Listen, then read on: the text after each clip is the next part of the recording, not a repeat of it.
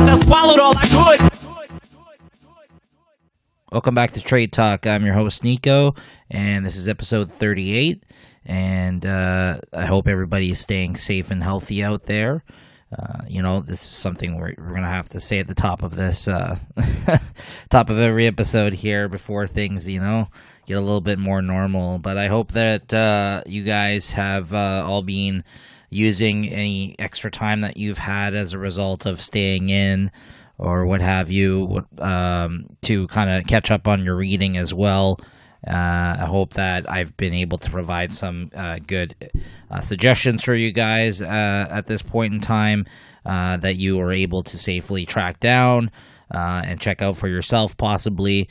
If not, we all got big piles of books that we should be reading, I'm sure, if you are an avid comic collector like I am. So take this time with the no new comics coming out to do that. So, even for trades, coming in, this last week has been nice because, I have had to take that opportunity not to tempt myself by reading new stuff that has been coming out and just catching up on old stuff. So yeah, it's been fun.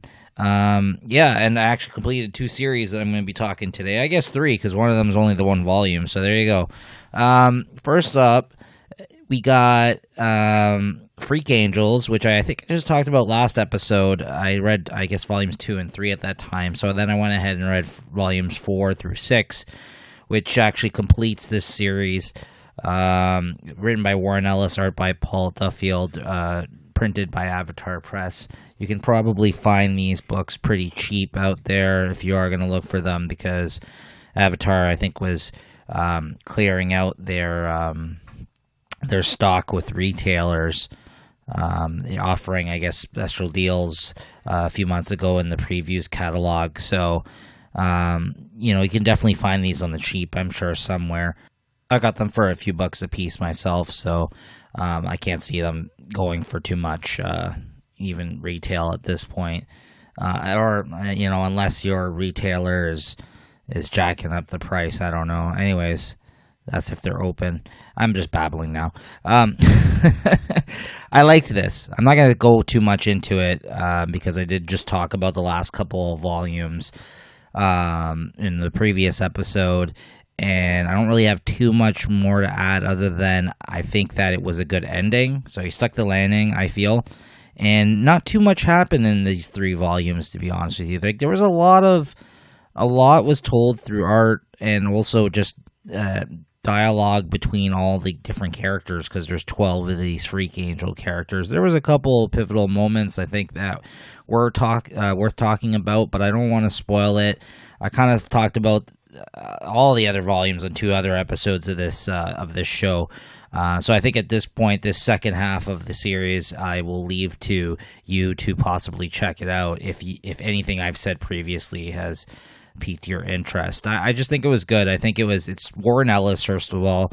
It ended well, which is also very good. Sometimes that's not always the case with certain series. And yeah, it's really a story about these 12 individuals, and they're almost like mutants, I guess, is the easiest thing you can point out, is that they're almost like an X-Men team. Like, they were born with some sort of special abilities. They don't know too much about them. I would say within these next 3 volumes 4 through 6, something changes about their power sets that they weren't previously aware of, and it actually drives them to the ending of this title ultimately. So that's all I'll say on that. But definitely worth checking out. I liked it. The art was fine. Again, it's an Avatar book. They've had some good talent working over there, but I don't think that everyone's been a top-notch artist. Not to say that Paul Duffield is not. He's fine. Just not my cup of tea. He's not usually the art style I'm looking to see on things. I didn't hate it. It's just not my favorite, but it worked for this book. And yeah, it was good. I liked it quite a bit. And I think that, again, I've said it the other 2 times I think I've talked about this. It just impressed me because there's all these different characters, all the 12 Freak Angel kids, all have their own different kind of personality and thing that sets them apart from one another. So I think in that sense, even Warren Ellis did a lot of work, in character, right? Like he probably did a lot of I wouldn't say research, but you know what I mean? Like he probably wrote notes on all of these different characters to kind of define who each of them is previously to doing this series, and I think he did a pretty good job of doing so. All right, so yeah, definitely check it out, Freak Angels. It's definitely one of the better Warren Ellis Avatar books because not everything he's done for them I've enjoyed. Where does it rank in Warren Ellis's all the things he's written? I wouldn't say super high, but it's there. It's on the list. It's a good series. It's not bad by any means. I enjoyed it, and yeah. All right, next up we got Borderline. This is a series that was, I guess, reprinted by Dynamite. I guess originally, because I guess this is by Eduardo Rizzo and Carlos Trillo. I think they're like Spanish creators, right? So I think this was originally printed in another language and maybe translated for these Dynamite releases. I'm not 100% sure on that, but I don't know if I would think that would be the case because Eduardo Rizzo and Carlos Trillo had done a bunch of work before previously. I know that was translated or stuff that was like lesser known. So I don't know for sure if like this is something that Dynamite actually printed or not, because he had done 100 Bullets for such a long time.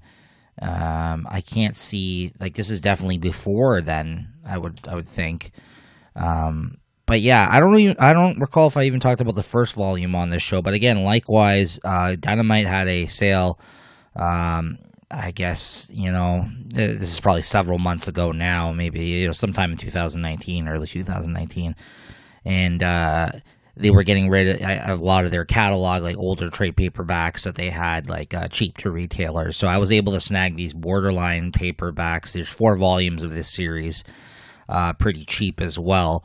So I think you could find these cheap if you looked around. I mean, they're $19.99 retail. I wouldn't suggest, if you can, I'd probably try to get these for cheaper than cover if possible, because this wasn't a huge, I've never even heard anybody talk about this series. It's weird. It's weird because it's put out by Dynamite. Dynamite, a lot of their older stuff, I can't say that I've enjoyed a lot of it. But to be fair, I haven't sampled a lot of it, but it's like a lot of property type stuff, a lot of Bad Girl type books, like kind of like the the Vampirellas and all this kind of stuff. Like, if you want to classify that as in that category of comics as well, like just badass chicks that are half naked. I find a lot of Dynamite's older stuff is, but lately they've been actually doing a good job of putting out a lot of better, like here and there they've put out some really good things, like The Boys by Garth Ennis. Obviously you can point to, because he originally brought it, well, originally it was Wildstorm, and then a few issues in they're like, yeah, this is too hardcore for us, so then I think he took it over to Dynamite, so rightly so. But yeah, I mean, they've done some good stuff. I check out things, I cherry pick what I kind of want to read from them, their offerings. But this I picked up because of Eduardo Rizzo, and I'm a huge fan of Eduardo Rizzo. Love all the stuff that he did with the 100 Bullets and other things that I've seen from him as well. But I know that's what he's most known for. And Carlos Trillo, he's the writer on this. He had written, but I think they work very closely together, where Eduardo Rizzo probably plotted a lot of this shit, I think, with Carlos Trillo. And they've done other things. I think he also did this Vampire Boy book that Dark Horse reprinted, which, again, I think was translated to English. I think it previously had come out by those two creators. They've done a lot of work together. And, I mean, if you look at the credits in this book, it even lists a lot of the stuff they've worked on together, as well as apart from one another.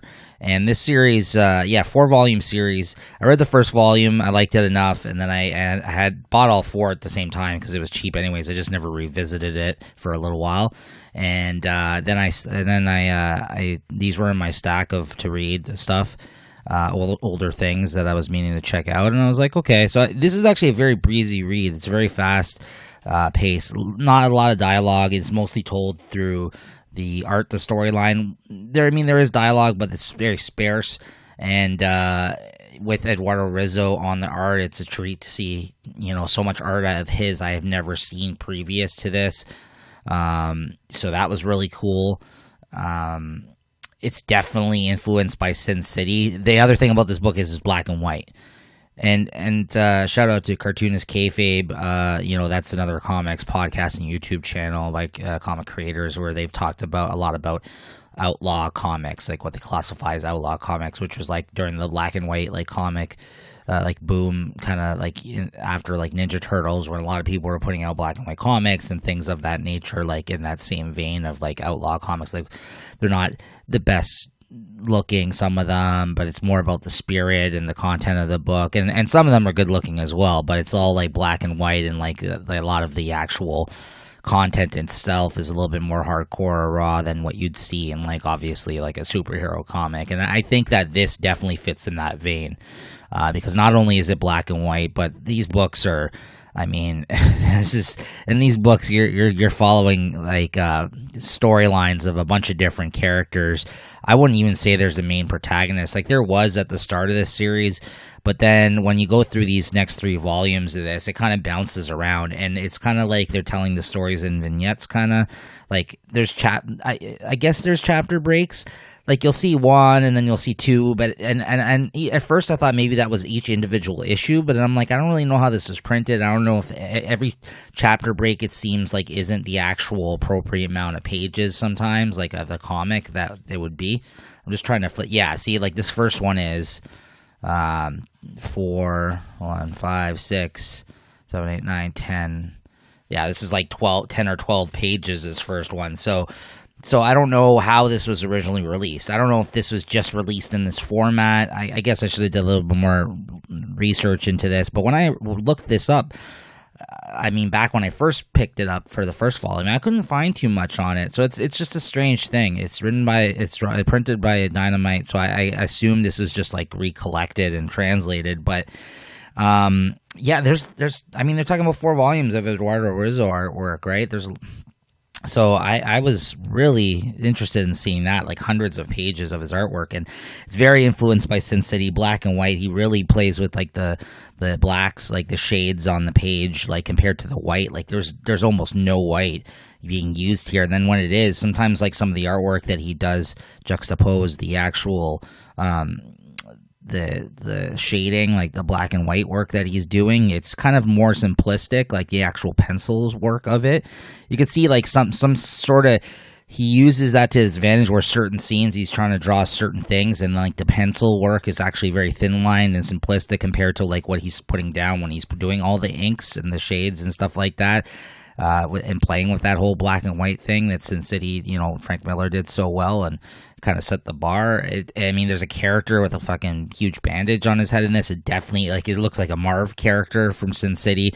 They reference other things as well in this, I think, that they kind of give nods to. I forgot what exactly, but like there's a character that's basically named like Oppenheimer, like from the Manhattan Projects in this, and then there's other people are like called certain names and stuff. They're kind of just like nods to people outside of this comic, right?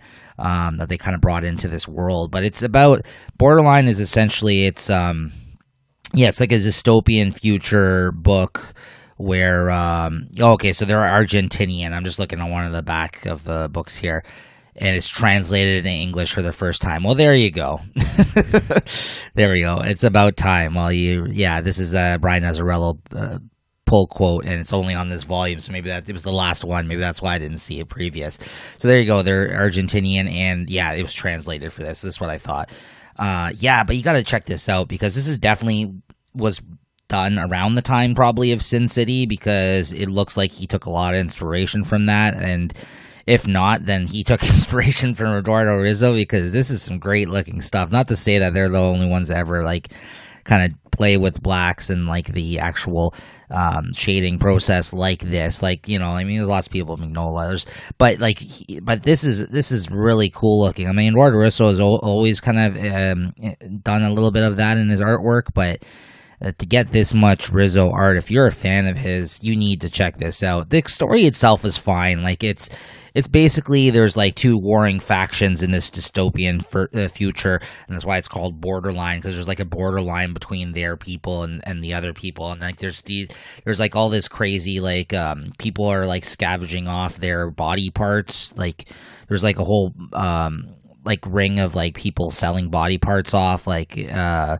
on the market, like the black market kind of thing, for drugs. And there's like this drug that like basically deteriorates them. Like and then there's like there's like a homeless, like they're called the dregs. So like in between the borderline between these two people, like that are fighting each other, that all got these soldiers and armies are always going against each other, and these disgusting people that they have to follow, you know, like basically follow, like their leaders are essentially both pieces of shit on either side, and these people have like no choice. Like they're soldiers that kind of, you know, fall in line and serve them. There's like the population of like homeless people, like they're like, I guess, the 1%ers or whatever, and everybody else are these like dregs, these people that just live in the wasteland area between these two places, hence the borderline. And they're like mutants almost, like, you know what I mean? Like they're like really fucked up and dying and deteriorating and diseased, and they're like fucking selling off each other's organs and shit for drug money. So it's really dark and fucked up, and there's a lot of weird elements and characters within these pages. But the story itself but like I said, it's not dialogue heavy, so you don't really get a lot, which is fine. And that's why I enjoyed about this. This was a fast, easy read with fantastic art and interesting elements, like things that I dug about it. You know, you got half-naked women running around because Eduardo Rizzo loves drawing that. He's perfected that at this point. I mean, even early on, his earlier work, you could see that much. But it's interesting to see all of his stuff black and white. And like I said, think Sin City. I mean, that's a lot of the shit in this, while much different as well. But I think a lot of it is Sin City inspired through artwork and content. So I definitely suggest tracking these down. Again, these are something you could probably find cheap. I just don't think I've heard enough people talk about this, and not that it's like the most outstanding series I've ever read, but again, Rizzo on art, black and white, Sin City kind of inspired stuff. I mean, it's worth checking out for that alone. So Borderline, definitely check that out. The ending is a little weak, though, I'll say. It kind of just ended. Like, it was kind of like, what was all this for? But it's just like, this is just a world of fucking mayhem. Like, and I don't think anybody was the winner when it came down to it at the end of this series. And then last off, one I just read last night, by Image Comics, Lake of Fire. This is written by Nathan Fairbairn and art by Matt Smith. And Nathan Fairbairn he also colored it. He's normally, I believe, known as a colorist. Well, he also lettered this, so maybe I think he's mostly known as a colorist, but maybe he also is known as a letterer. I don't think he's known as much for writing things, but it was, I guess, one of his probably first forays into writing, or at least one that I had caught my attention. I heard a lot of creators. This was like one of those like creators books that a lot of other creators talked about, right? So this is something that maybe flown under a lot of people's radar, but I heard so many other people talk about it, creators specifically, that I was like, okay, maybe this is worth checking out. And yeah, it was really fantastic. It was the Matt Smith art is really good. The Nathan Fairbairn, he wrote a hell of a story here. I think that because of their work in comics, like other things that the two have done, they're able to also. He also gave Matt Smith he gave him the right moments to like push the story forward through art. I mean, so like more of the action heavy scenes and issues he was able to let him take the reins and, you know, fall back a little bit on a lot of the dialogue, the storytelling, and let Matt kind of do that part. But it was a lot of build up towards this fucking scene at the end of this book where it was just a big showdown, and like, you know, a lot of people died. Let's just put it that way. And this is a mini series by Image Comics. I think it was 6 issues originally. It's either 5 or 6 issues. I'm just looking right now. 5 issues. Yeah, great little story within 5 issues. It's basically about like in 2020 AD. Yeah. There's it's back like when, you know, there's knights and everything, and what I'm just looking at the back here for them, the French Pyrenees and a small band of crusaders and a Cathar heretic. Yeah, so it's back during that time of them trying to, you know, there's knights and there's people like the more religious group that are trying to convert people. And so it's during that time period. It's definitely got a lot of actual historical fact and setting in it, but think that, and let's throw some aliens at them. Basically, an alien spaceship or something, I guess, had landed here. So these alien creatures, think like Aliens meets something set in this time period. Like they basically just start attacking them, and they're almost like Alien, like the movie, in the sense that like they'll like attach to somebody and they got like a whole like egg sac type thing going on, right? So basically these guys are set out on a mission that they were sent on just for the experience. Like there was like one of the younger knights, he basically just became knighted, and the guy didn't really understand why somebody gave him that shot. Like he didn't feel he was deserving of it, and then him and his like steed or whatever, I guess the person, you know, that usually helps out the knight, but I guess it was a friend of his. Like they were given this wild task of just going on this journey that would take them about 40 days to make. So he kind of, and then he rounded up like this really good knight that he knows of to help them on their journey.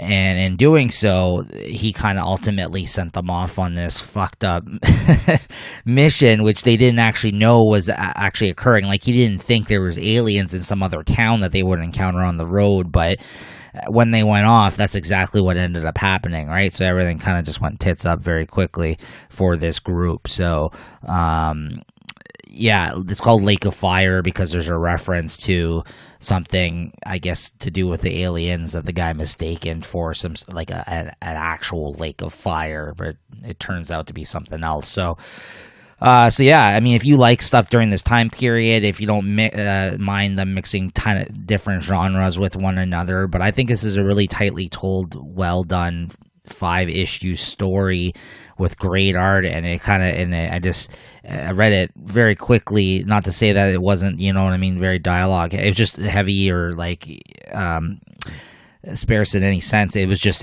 such a great read that I just kind of flew through it. I really enjoyed what I was reading, and at the same time, while, you know, it's one of those things where like, wow, it was great. When you ended it, you were like, oh, I wish there was more. I don't, because this was good. This was a good one and done story. Like, you don't really need any more of this. I think it stands on its own, and it does very well in doing so. I think it's a great, probably title that was under the radar that more people should check out. So I can't recommend it enough. Lake of Fire, really enjoyed it. I'll look out for Matt Smith as an artist on other things, because that was really new to his work as well in this. Yeah, he's really good. I think he was supposed to be working with something with Phil Hester, if I'm not mistaken. I heard like an interview with him on a podcast or something. I think Phil Hester was talking about going to work with him on something and praising how good he is. I think he compared him to Alex Toth. So, yeah, again, somebody I think that he's just a really good cartoonist, and good job by Nathan Fairbairn. If this is any indication of how good of a writer you are, you need to write more, and you may already be doing so, and I may not know. But yeah, Image Comics, Lake of Fire. It's 1 volume, $16.99 retail, and yeah, definitely check it out. I had a lot of fun with that one. Okay, so that's going to do it for me today, guys. I hope you enjoy these episodes. We'll still be coming out weekly. Sometimes, it's a day or two off, but right now with the state of the way things are, I'm just trying to fit in this time to read and also come back and report back to you guys and do this show, as well as with our schedule changing with some of the other shows, with the late night chat show with me and JT that we do on the Late Night Chat Network. Definitely check out some of our other content. Check out our YouTube channel, as well as check out Weekly Wine Comic Time, which I do with my girlfriend Christine, where we talk about normally new weekly release comics, but unfortunately, because there is no new weekly release comics at this point in time due to the Diamonds shutting down distribution during this period of time with everything going on in the world, we've actually taken upon ourselves to start going through my older comics that I have, like a bunch that I have still, like, that are unread, that I bought, like older issues of things. So it's actually kind of a little fun format change for the time being, because again, like a lot of the trade paperbacks of things that I have yet to be unread, I also have a stack of comics, which is basically the same thing. So we're able to, touch on different points in time that comics were being made. So it's been a lot of fun so far. Okay, so let's see you guys next time, and thanks again for tuning in.